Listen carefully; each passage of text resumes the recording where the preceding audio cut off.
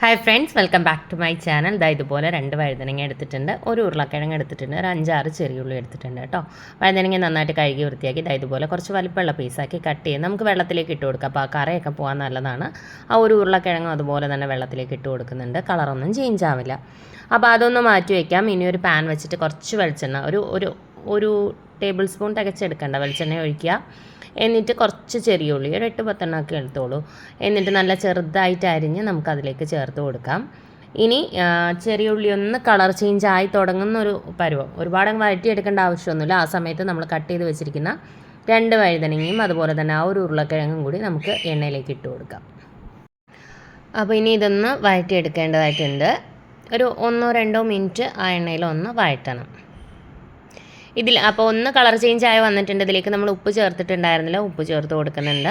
ഇനി ഒരു സ്വല്പം മഞ്ഞൾപ്പൊടി, ഒരു 1/4 ടീസ്പൂണൊന്നും തികച്ചെടുക്കേണ്ട, ഒരു ഇത്തിരി മഞ്ഞൾപ്പൊടി കൂടി ഇട്ടതിന് ശേഷം നമുക്കതൊന്ന് വഴറ്റാം. എന്നിട്ട് നമ്മളിതിനകത്തേക്ക് ചേർത്ത് കൊടുക്കുന്നത് മീഡിയം വലുപ്പത്തിലുള്ള ഒരു തക്കാളി, ഒരുപാട് വലിയ തക്കാളി എടുക്കേണ്ട, മീഡിയം ടൈപ്പ് ഒരു ചെറിയ തക്കാളി എടുത്താൽ മതി കേട്ടോ. നല്ല പഴുത്ത തക്കാളി എടുക്കാൻ കൂടുതൽ ശ്രദ്ധിക്കുക. അതുകൂടി നമുക്കിതിനകത്തേക്ക് നല്ല ചെറുതായിട്ട് അരിഞ്ഞിട്ട് കൊടുക്കുക. എന്നിട്ട് ജസ്റ്റ് ഒന്ന് വഴറ്റി കൊടുക്കുക. തക്കാളി ഒന്ന് വാടി തുടങ്ങുന്ന ഒരു സ്റ്റേജിൽ നമുക്കിതിന് വേവാൻ ആവശ്യത്തിനുള്ള വെള്ളം ഒഴിച്ചിട്ട് നന്നായിട്ടൊന്ന് വേവിച്ചെടുക്കണം. ഒന്ന് തിളക്കട്ടെ. തിളച്ച് കഴിഞ്ഞ് കഴിഞ്ഞാൽ ഫ്ലെയിം കുറച്ച് വെച്ചിട്ട് നമുക്ക് അടച്ചു വെച്ച് കൊടുക്കാം. ആവശ്യത്തിന് കറിവേപ്പില കൂടി ഇട്ട് കൊടുക്കാം. ഇനി നമുക്കിതൊന്ന് അടച്ചു വെച്ച് കൊടുക്കാം. ഉരുളക്കിഴങ്ങൊക്കെ നന്നായി വേവണം, എന്നാൽ ഒരുപാട് ഉടയുന്ന പരുവാവുകയും ചെയ്യരുത്. അപ്പോൾ അതൊന്നായി വരുന്ന സമയത്ത് നമുക്കിതിനകത്തേക്കുള്ള കുറച്ച് കൂട്ട് തയ്യാറാക്കി എടുക്കാം.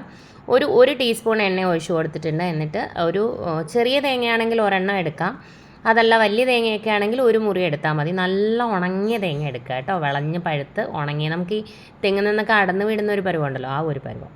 എന്നിട്ട് തേങ്ങ ചേർത്ത് ജസ്റ്റ് ഒന്ന് വഴറ്റിയതിന് ശേഷം ഒരു 2-3 വറ്റൽമുളക് 2ആയിട്ട് കട്ട് ചെയ്തതും, ഒരു നുള്ള് ചെറിയ ജീരകം, ഒരു 8-10 കുരുമുളക്, അതാണ് നമ്മളിതിലേക്ക് ചേർത്ത് കൊടുത്തിട്ട്, എന്നിട്ട് ഒരു നുള്ള് ഉലുവ കൂടി ചേർത്ത് കൊടുക്കാം. ഉലുവയുടെ ഒന്നും അളവ് ഒരുപാട് കൂടരുത്. എന്നിട്ട് ഫ്ലെയിം കുറച്ച് വെച്ചിട്ട് നല്ല പോലെ തേങ്ങ വറുത്തെടുക്കണം. അതെല്ലാവർക്കും അറിയാവുന്ന കാര്യമാണല്ലോ. അത്യാവശ്യം നല്ലൊരു കളറായി വരുമ്പോൾ ഫ്ലെയിം ഓഫ് ചെയ്ത് കൊടുത്തിട്ട് 1.5 ടീസ്പൂൺ മല്ലിപ്പൊടി, ഒരു 1/2 ടീസ്പൂൺ മുളക് പൊടി, അതുപോലെ തന്നെ ഒരു 1/4 ടീസ്പൂൺ മഞ്ഞൾപ്പൊടി. ഫ്ലെയിം ഓഫ് ചെയ്തിട്ട് ആ ഒരു ചൂടിൽ തന്നെ ചെയ്യുക കേട്ടോ.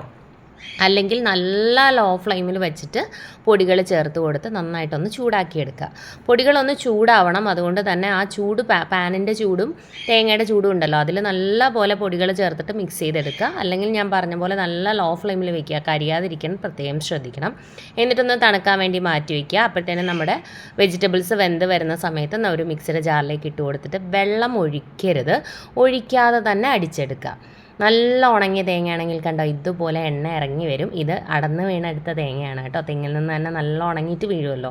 കൊട്ടത്തേങ്ങയല്ല, ആ പരുവല്ല, നല്ല വിളഞ്ഞ് പഴുത്ത് ഉണങ്ങിയ തേങ്ങ. ഇതുണ്ടോ, അത് നന്നായിട്ടൊന്ന് ഇളക്കി കൊടുത്തിട്ട് വീണ്ടും ഒന്നുകൂടി അടിച്ചെടുക്കുമ്പോൾ ഇതുപോലെ എണ്ണ ഇറങ്ങി വരും. ആ എണ്ണയിൽ തന്നെ നമ്മൾ അരച്ചെടുക്കണം, ഒരു തുള്ളി പോലും വെള്ളം ഒഴിക്കരുത്. അപ്പോൾ അത് നന്നായിട്ട് വെന്തിട്ടുണ്ട്. നമ്മുടെ അരപ്പ് ഇതിലേക്ക് ഒഴിച്ചു കൊടുക്കാം. ആ എണ്ണയാണ് കണ്ടോ, ആ തേങ്ങയിൽ നിന്ന് ഇറങ്ങി വന്ന എണ്ണയാണ്. തീരെ എണ്ണ വരാത്ത തേങ്ങയാണെന്നുണ്ടെങ്കിൽ അതിനായിട്ടാണ് നമ്മൾ ആദ്യം ഒരു ടീസ്പൂൺ എണ്ണ ഒഴിച്ചു കൊടുത്തല്ലോ. അങ്ങനെ ഒഴിച്ചു കൊടുത്താൽ ഓവറായിട്ട് ഉണങ്ങിയ തേങ്ങ അല്ലാന്നുണ്ടെങ്കിൽ നമ്മൾ അങ്ങനെ എണ്ണ ഒഴിച്ചു കൊടുത്താലും എണ്ണ ഇറങ്ങി വരും. പക്ഷേ ഇത് നല്ല ഉണക്ക തേങ്ങയായിരുന്നു കേട്ടോ. അപ്പോൾ ഒരു സ്വല്പം മിക്സിയുടെ ജാറ് കഴുകി ഒരു ഇത്തിരി വെള്ളം കൂടി ഞാൻ ഒഴിക്കുന്നുണ്ട്. അപ്പോൾ നിങ്ങളുടെ തേങ്ങയിൽ നിന്നും തീരെ എണ്ണ ഇറങ്ങി വരുന്നില്ല എന്നുണ്ടെങ്കിൽ ഇളക്കി കൊടുത്ത് നോക്കുക. അധികം പഴുത്ത തേങ്ങയൊന്നും അല്ലാന്നുണ്ടെങ്കിൽ എണ്ണ ഇറങ്ങാനുള്ള ബുദ്ധിമുട്ടുണ്ടാവും. ഒരിക്കലും വെള്ളം ഒഴിച്ച് അരയ്ക്കരുത്, അരച്ച് കഴിഞ്ഞാൽ ഈ ഒരു കളറ് കിട്ടത്തില്ല. അപ്പോൾ നിങ്ങൾ എന്താ ചെയ്യുക വെച്ചാൽ നല്ല ഫൈനായിട്ട് അങ്ങ് പൊടിക്കുക. ആ മിക്സിയുടെ ജാറിലിട്ട് കറക്കി എടുത്ത് നല്ല ഫൈനായിട്ട് അങ്ങോട്ട് പൊടിക്കുക. അപ്പോൾ ഞാൻ ആവശ്യത്തിന് ഉപ്പ് ചേർത്ത് കൊടുത്തു. ഒന്ന് തിളച്ച് തുടങ്ങുമ്പോൾ ഒരു നെല്ലിക്ക വലുപ്പത്തിലുള്ള പുളി ഒരു 1/4 ഗ്ലാസ് വെള്ളത്തിൽ നന്നായിട്ട് ഞരടി പിഴിഞ്ഞ് വെച്ചു.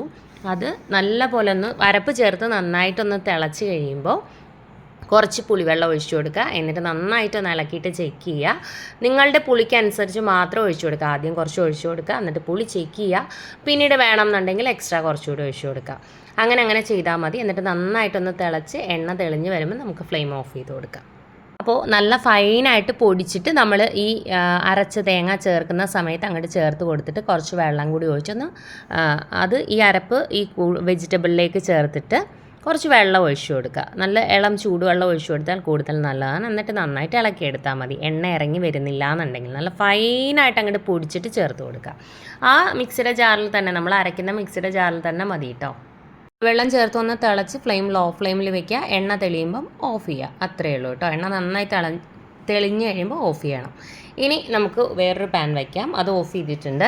കുറച്ച് വെളിച്ചെണ്ണ ഒഴിച്ചു, കടുകിട്ട് പൊട്ടിച്ചു. ഇതിനകത്തേക്ക് ഒരു ചെറിയ സവോള, അല്ലെങ്കിൽ വലുതാണെങ്കിൽ അരമുറി മതി, ഒരു 3-4 വെളുത്തുള്ളിയും കൂടെ ജസ്റ്റ് ഞാൻ ചോപ്പറിലിട്ട് ഒന്ന് ചോപ്പ് ചെയ്തെടുത്തു.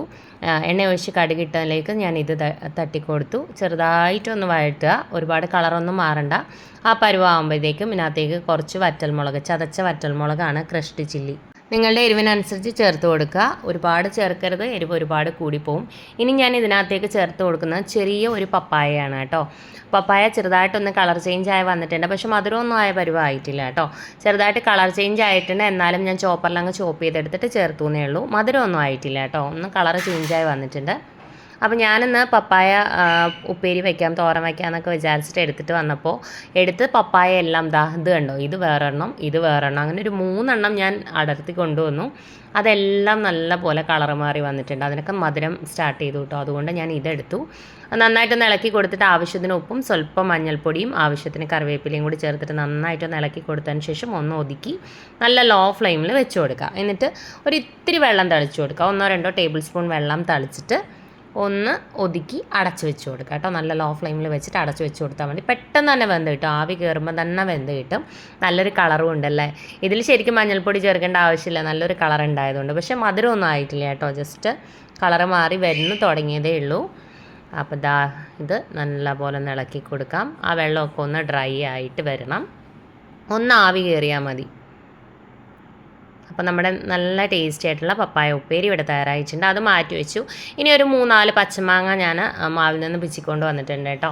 ഇനി എന്താ ചെയ്യേണ്ടതെന്ന് വെച്ച് കഴിഞ്ഞാൽ, ഞാനിതൊരു ചോപ്പറിലിട്ടിട്ട് ഒരു ദിവസം ഞാനൊന്ന് പരീക്ഷ നോക്കിയാണ് കേട്ടോ. എനിക്ക് മാങ്ങ അരിയാനുള്ള ബുദ്ധിമുട്ടുണ്ട്. എനിക്ക് അരിയുന്ന കാര്യം അധികം ഇഷ്ടമല്ല. അതിനാണ് എനിക്ക് എപ്പോഴും ഈ ചോപ്പർ എനിക്ക് ആവശ്യമാണ്. ഇതിൻ്റെ റിവ്യൂ ഓൾറെഡി ഞാൻ ഇട്ടിട്ടുണ്ട് കേട്ടോ. ഒരു 200 രൂപയ്ക്കുള്ളിൽ നമുക്ക് വാങ്ങാൻ പറ്റുന്നൊരു ചോപ്പറാണ്. അപ്പോൾ 2-3 മാങ്ങ ഞാൻ ഇതുപോലെ ചോപ്പ് ചെയ്ത് എടുക്കുകയാണ്. ഒരുപാട് ഇട്ടങ്ങ് ചോപ്പാക്കാതിരുന്നാൽ മതി. നന്നായിട്ട് കറക്കി എടുത്തിട്ട് ഇടയ്ക്കൊന്ന് ചെക്ക് ചെയ്തിട്ട് എടുക്കുക. ഒരുപാടങ്ങ് പൊടിഞ്ഞു പോവില്ല കേട്ടോ. അപ്പോൾ ഒരു പാൻ വെച്ചു. ഇതെന്നെ ഒരു തട്ടിക്കൂട്ട് അച്ചാറിൻ്റെ റെസിപ്പിയാണ് കേട്ടോ. മടിയുള്ളവർക്ക് പെട്ടെന്ന് ഉണ്ടാക്കാൻ പറ്റുന്നതാണ്. എണ്ണ ഒഴിച്ചു, കടുകിട്ടു. കടുകൊന്ന് പൊട്ടി വരുമ്പോഴേക്കും ഒരു നുള്ളു ഉലുവ ഇട്ടു. ഒരു 2 ടേബിൾ സ്പൂൺ 3 ടേബിൾ സ്പൂൺ എണ്ണ ഒഴിക്കണം കേട്ടോ. എന്നിട്ട് 2 വറ്റൽമുളകും, ഒരു നുള്ളു കടുക്, ഒരു നുള്ളു ഉലുവ, വറ്റൽമുളക് ഒന്ന് ഇട്ടതിന് ശേഷം ഒരു 4-5 വെളുത്തുള്ളി കനം കുറച്ച് അരിഞ്ഞത് ഒന്ന് ജസ്റ്റ് വഴറ്റുക. എന്നിട്ട് പൊടികൾ ചേർത്ത് കൊടുക്കുക. ഒരു 1/2 ടീസ്പൂൺ മഞ്ഞൾപ്പൊടിയും എരിവിനനുസരിച്ച് ഞാനൊരു ടീസ്പൂൺ നിറച്ചിട്ടിട്ടുണ്ട് മുളക് പൊടിയും, ഒരു 1/4 ടീസ്പൂണിൽ താഴെ കായപ്പൊടിയും കൂടി ചേർത്തു. ഫ്ലെയിം ഓഫ് ചെയ്തതിന് ശേഷമാണ് പൊടികൾ ചേർത്ത് കൊടുത്തത്. എന്നിട്ട് ആ ചൂടിൽ എണ്ണയിൽ നന്നായിട്ടൊന്ന് മിക്സ് ചെയ്തെടുത്തതിന് ശേഷം ഫ്ലെയിം ഓണാക്കിയിട്ട് ആ മാങ്ങ ചേർത്ത് കൊടുക്കുമ്പോൾ നമുക്ക് ഫ്ലെയിം ഓണാക്കി കൊടുക്കാം. ഇനി മാങ്ങയിലേക്ക് ആവശ്യത്തിന് ഉപ്പ് ചേർത്തു. വെളുത്തുള്ളി ഇടുന്നത് വരെ നമ്മൾ ഫ്ലെയിം ഓൺ ആക്കിയിട്ടുണ്ടായിരുന്നു. അതിനുശേഷം പൊടികൾ ചേർക്കാൻ നേരത്ത് ഫ്ലെയിം ഓഫ് ചെയ്തിട്ടാണ് പൊടികൾ ചേർത്ത് കൊടുത്തു. നമ്മുടെ മാങ്ങ ചേർത്തു, ഉപ്പിട്ടു. നന്നായിട്ട് മാങ്ങ അതിലൊന്ന് മിക്സ് ചെയ്തെടുത്തിട്ട് ഒരു 1 മിനിറ്റ് ആ എണ്ണയിൽ പൊടികളും എല്ലാം ചേർത്ത് ഒന്ന് വഴറ്റുക. അതിനുശേഷം ഇതിനകത്തേക്ക് കുറച്ച് വെള്ളം ഒഴിച്ചു കൊടുക്കാം. പച്ചവെള്ളം ആണെങ്കിൽ പച്ചവെള്ളം, ചൂടുവെള്ളമാണ് കൂടുതൽ നല്ലത്. ഒരു 1/2 ഗ്ലാസ് 3/4 ഗ്ലാസ്സൊക്കെ വെള്ളം ഒഴിച്ചു കൊടുക്കുക. ഇനി ഇത് നന്നായിട്ടൊന്ന് വേവട്ടെ. ഉപ്പൊക്കെ ചെക്ക് ചെയ്ത് നോക്കുക. എക്സ്ട്രാ വേണം എന്നുണ്ടെങ്കിൽ ചേർത്ത് കൊടുക്കുക. ആവശ്യത്തിന് കറിവേപ്പില. ഇതൊരു തട്ടിക്കൂട്ട് അച്ചാറിൻ്റെ റെസിപ്പി. കുട്ടികൾക്കൊക്കെ ഒരുപാട് ഇഷ്ടപ്പെടും കേട്ടോ. ഇവിടെ നിറച്ച് മാങ്ങയുണ്ട്. പക്ഷേ ഇതിനകത്തേക്ക് ഒരു 1/2 ടീസ്പൂൺ പഞ്ചസാര കൂടി ചേർത്ത് കൊടുക്കുന്നത് നല്ല ടേസ്റ്റാണ് കേട്ടോ. ഒരുപാട് ദിവസമൊന്നും ഇരിക്കില്ല. ഒരു 4-5 ദിവസം 5-6 ദിവസമൊക്കെ നമുക്ക് ഫ്രിഡ്ജിൽ വെച്ചേക്കാൻ പറ്റും. അച്ചാർ ഉണ്ടാക്കാറില്ല. അപ്പോൾ ഒരു ദിവസം ഞാൻ ജസ്റ്റ് ചോപ്പറിലൊന്ന് അടിച്ച് നോക്കിയതാണ്. നല്ല ഫ്രഷ് മാങ്ങ ആയതുകൊണ്ട് തന്നെ നന്നായിട്ട് ചോപ്പായി കിട്ടും. അപ്പോൾ എന്താ ചെയ്യാമെന്ന് പറഞ്ഞാൽ, പെട്ടെന്ന് ഞാനിതിൽ വിനീഗർ ഒന്നും ഒഴിക്കില്ല കേട്ടോ. കുട്ടികൾക്ക് ഒരുപാട് ഇഷ്ടമാണ് ഈ ഒരു രീതിയിൽ കൊടുക്കുമ്പോൾ. ചെറിയൊരു മധുരം കൂടെ ഒക്കെ ആകുമ്പോൾ നല്ല ടേസ്റ്റാണ് കേട്ടോ. പച്ച വെളിച്ചെണ്ണയിൽ തന്നെയാണ് ചെയ്യുന്നത്. വേറെ എണ്ണ ഒന്നും ഒഴിക്കില്ല. നല്ല വെളിച്ചെണ്ണയിൽ തന്നെ ചെയ്തെടുക്കും. ബാച്ചിലേഴ്സിനൊക്കെ ആണെന്നുണ്ടെങ്കിലും പുറത്തൊക്കെ താമസിക്കുന്നവർക്കൊക്കെ ആണെങ്കിലും ഒരു മാങ്ങയൊക്കെ കിട്ടിക്കഴിഞ്ഞാൽ പെട്ടെന്ന് ഉണ്ടാക്കി വയ്ക്കാം. ഒരു 2-3 ദിവസത്തേക്ക് ഉപയോഗിക്കാനും പറ്റുന്ന ഒരു അച്ചാറാണ്. ഇതിൽ ശരിക്കും മഞ്ഞൾപ്പൊടി ഞാൻ വീട്ടിൽ തന്നെ പൊടിച്ചതാണ്, മുളക് പൊടി വീട്ടിൽ തന്നെ പൊടിച്ചതാണ്, മാങ്ങ നമ്മുടെ വീട്ടിൽ തന്നെ ഉള്ളതാണ്, എണ്ണയും നമ്മുടെ വെളിച്ചെണ്ണയാണ്. അപ്പോൾ അതിൽ കടുകും ഉലുവയൊക്കെ മാത്രമല്ലേ നമ്മൾ സെപ്പറേറ്റ് ചേർക്കുന്നുള്ളൂ. അപ്പോൾ എന്താ ഞാൻ വിചാരിച്ച കുട്ടികൾക്ക് കഴിക്കുന്നതുകൊണ്ടും കുഴപ്പമൊന്നുമില്ല, അവർ കഴിച്ചോട്ടെ വിചാരിച്ചിട്ട് ഞാൻ അങ്ങനെ ഉണ്ടാക്കി. അവർക്ക് 5-6 ദിവസം ഇരിക്കും കേട്ടോ. നന്നായിട്ടൊന്ന് കുറുകി തുടങ്ങുമ്പോൾ ഓഫ് ചെയ്ത് മാറ്റി വയ്ക്കാം. എന്നിട്ട് നല്ല തണുത്ത് കഴിയുമ്പോൾ ഫ്രിഡ്ജിലേക്ക് മാറ്റി വയ്ക്കാം കേട്ടോ. ഒരു കുപ്പിയിലിട്ട് അടച്ചു വെച്ചാൽ മതി. 5-6 ദിവസമൊക്കെ സുഖമായിട്ട് നമുക്ക് ഉപയോഗിക്കാൻ പറ്റും. അപ്പോൾ അത് ഓഫ് ചെയ്ത് മാറ്റി വെച്ചു. ഇനി സെയിം ചോപ്പർ തന്നെ എടുക്കുന്നുണ്ട്. കുറച്ച് മുരിങ്ങയില ചേർത്ത് കൊടുക്കുകയാണ് കേട്ടോ. ഒരു 3 മുട്ടയ്ക്കുള്ള മുരിങ്ങയിലയാണ്. അത്യാവശ്യം നിങ്ങൾക്ക് എത്രത്തോളം വേണോ അത്രത്തോളം ചേർത്ത് കൊടുക്കാം. ഇനി ഒരു സ്വല്പം സവോളയാണ് കേട്ടോ. ഒരു ചെറിയ പീസേ എടുക്കുന്നുള്ളൂ. ഇനി ഇതിലേക്ക് ഒരു പച്ചമുളക് ചേർക്കുന്നുണ്ട്. നിങ്ങളുടെ എരിവിനനുസരിച്ച് ചേർത്ത് കൊടുക്കാം. കുരുമുളകാണെങ്കിൽ കുരുമുളക് പൊടി ചേർത്ത് കൊടുക്കാം. ആവശ്യത്തിന് ഉപ്പ്, ഒരു സ്വല്പം മഞ്ഞൾപ്പൊടിയും കൂടി ചേർക്കുന്നുണ്ട്. എന്നിട്ട് ജസ്റ്റ് ഒന്ന് കറക്കിയെടുക്കാം. ഇനി അതിന് ശേഷം വേണം നമുക്കിതിനകത്തേക്ക് മുട്ട പൊട്ടിച്ച് ഒഴിച്ച് കൊടുക്കാം. അപ്പോൾ മുരിങ്ങയിലയും നല്ല ഹെൽത്തി ആയിട്ടുള്ളൊരു ഓംലെറ്റ് ആണല്ലോ. അപ്പോൾ ഈ രീതിയിൽ ഉണ്ടാക്കി നോക്കാം. മാങ്ങാച്ചാറും ഇപ്പോൾ പ്രൊഫഷണലായിട്ട് ചെയ്യുന്നവർക്ക് ഈ ഒരു രീതിയിലുള്ള അച്ചാർ ഇഷ്ടപ്പെടില്ല കേട്ടോ. പക്ഷേ ഈ ഒരു രീതിയിൽ ഉണ്ടാക്കി നോക്കുക. തട്ടിക്കൂട്ട് അച്ചാറാണ്, പക്ഷേ കുട്ടികൾക്കൊക്കെ ഒരുപാട് ഇഷ്ടപ്പെടും. എനിക്ക് ഒരുപാട് ഇഷ്ടമുള്ള ടേസ്റ്റാണ് കേട്ടോ. എരിവൊക്കെ നിങ്ങളുടെ ടേസ്റ്റിനനുസരിച്ച് കുറച്ച് കൂടുതൽ മുളക് പൊടിയൊക്കെ വേണ്ടുന്നവർക്ക് കൂടുതൽ ഇട്ട് കൊടുക്കുക. കുറച്ച് കറിവേപ്പില പൊടി ഇട്ടിട്ടുണ്ട് കേട്ടോ. ഞാൻ എണ്ണ ഒഴിച്ചു. നമ്മുടെ മുട്ട കുറച്ച് പകുതി അതിനകത്തേക്ക് ഒഴിച്ചു കൊടുത്തു. എന്നിട്ട് ഒരു സൈഡ് ആകുമ്പോൾ നമുക്കൊന്ന് തിരിച്ചിട്ട് കൊടുക്കാം. ഇത്തിരി എണ്ണ ഒഴിച്ചിട്ടിടുന്നതാണ് നല്ലത് കേട്ടോ. നോൺ സ്റ്റിക്ക് ആണെങ്കിലും കുറച്ച് ഫ്ലഫി ആയിട്ട് കിട്ടും. അപ്പോൾ അതായിട്ടുണ്ട് നമ്മുടെ മുരിങ്ങയില ഓംലെറ്റ്. ഇനി നമുക്ക് ചോറ് വിളമ്പം. നമ്മുടെ തീയൽ, വറുത്തരച്ച തീയൽ, എൻ്റെ നാട്ടിലേക്ക് കൊല്ലത്തേക്കൊക്കെ വറുത്തരച്ച തീയൽ എന്നാണ് കേട്ടോ പറയുന്നത്. പാലക്കാട് വന്നിട്ട് ഈ ഒരു റെസിപ്പി ആരും ചെയ്യുന്ന കണ്ടിട്ടില്ല. അപ്പോൾ ഉപ്പേരി, കുറച്ച് തീയൽ ഞാനൊരു ബൗളിലേക്കും കൂടി വെച്ചു. നമ്മുടെ അച്ചാർ ഇത്രയേ ഉള്ളൂ. സിമ്പിളായിട്ടുള്ള എൻ്റെ റെസിപ്പി ഇന്നിവിടെ തയ്യാറായിട്ടുണ്ട്. ലൈറ്റ് ഒന്ന് ഓഫ് ചെയ്താണ് കണ്ടോ. ലൈറ്റ് ഓഫ് ചെയ്യുമ്പോൾ ആ ഒരു തീയലിൻ്റെ നല്ലൊരു ബ്രൗൺ കളർ നന്നായിട്ട് കാണാൻ പറ്റും. അപ്പോൾ എല്ലാവരും ട്രൈ ചെയ്തിട്ട് ഫീഡ്ബാക്ക് അറിയിക്കണം. Thank you friends. Thanks for watching.